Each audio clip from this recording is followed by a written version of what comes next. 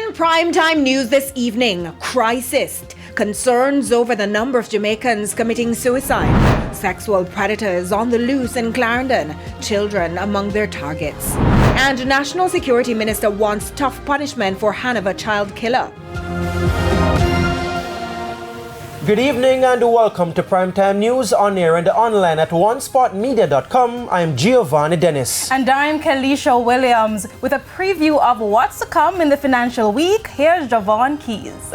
Thanks, Kelisha. Well, investors in 138 Student Living are to vote on whether the company ought to offer an additional public offering. That and some more financial tips for couples a little later on. And Jordan Fort is also here with a preview of what's to come in sports.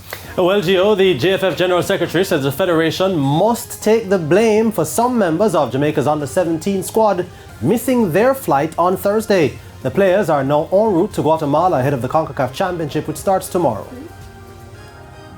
And from Jordan, we go over to Romain with a preview of what's to come in weather.